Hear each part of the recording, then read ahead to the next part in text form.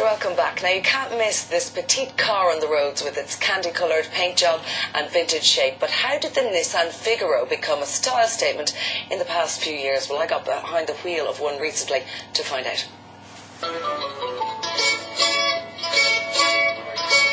The motoring world is full of design classics. For David Golding, head-turning cars are his pride and joy. In this garage in Rathgar in Dublin, there's one little beauty that's always in demand. You might recognise the pastel colours and the retro lines, but few know it's Nissan that created the 50s inspired Figaro. It's a vintage-looking car, but it's not actually vintage. When did Nissan come up with the idea to create this car? 1989 at the Tokyo Motor Show, one of their design schools came up with a prototype that they had this idea that they built a car with modern mechanicals with a sort of 1950s look.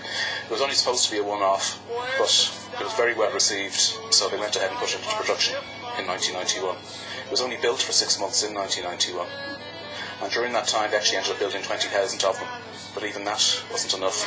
The craze soon spread. The little car with a lot of style is now a favourite among celebrities. And it's only now that they seem to be so popular. Yeah. Do you know why that is? Well, they were never advertised as such. Obviously, Nissan never sold them outside Japan, so there was no reason for them to advertise them overseas. So it was really just, through the power of the internet and people seeing them. There's a lot of celebrity owners in the UK. Jonathan Ross's wife has one. Eric Clapton has one.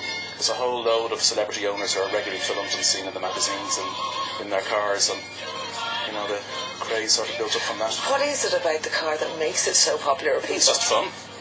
In this day and age, in these austere times, people want a bit of fun for their motoring pound, and they're getting it with the Figaro. Underneath all this, we've got a Micra. It's basically a Micra. The engine's been souped up. It's a 1 litre turbocharged engine, and there's loads of things that you never would have seen on a Micra. Air conditioning, the electric windows and stuff like that wouldn't have been on the Micra of the era. But from the service point of view, the brake, steering, suspension, stuff like that is all interchangeable with the Micra, so it keeps them very cheap to run. David says the typical owner is between 18 and 35. They're mostly female, but there are exceptions. There are a lot of younger male drivers like the Figaros. They are a 1 litre turbocharged engine, which is very, very unusual to have such high performance from a small engine. So, coupled with cheap running costs, they do appeal to, some younger male drivers as well as obviously the female drivers. Yeah, they came basically in 4 colours. There was the mint green, the baby blue like this car, the battleship grey, and the cappuccino beige colour. All the cars are customised inside to match the exterior paint. So this car, being a blue car, has a colour coordinated dash, horn push, seat, piping and carpet. Is it a case of style over substance? Oh, it is. As my wife says, it's like a lady getting a handbag. It's the handbag of cars that you have to have it, and there's no rationale behind it, and you fall in love with it. But this particular designer must-have is becoming harder to come by since the earthquake in Japan last year. The whole importing business from Japan was badly hit by the earthquake. The currency became very strong. The cars became in short supply. A lot of them were damaged.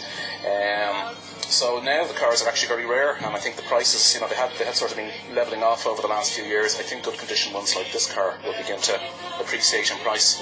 David sold this Figaro this week for €6,000. Parts are available through Nissan, and David actually dismantled a car to meet the demand for second-hand parts. So now it's time for me to give the Figaro a go.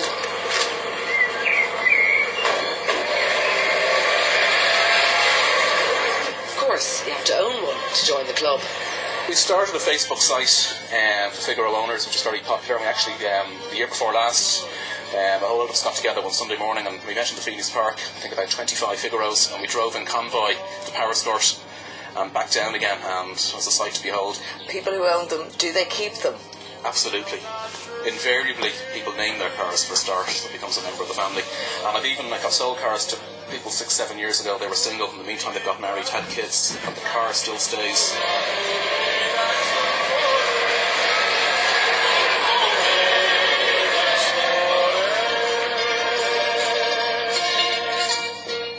I enjoyed the song, whatever about the car. The car's great. 3 weeks ago, Dublin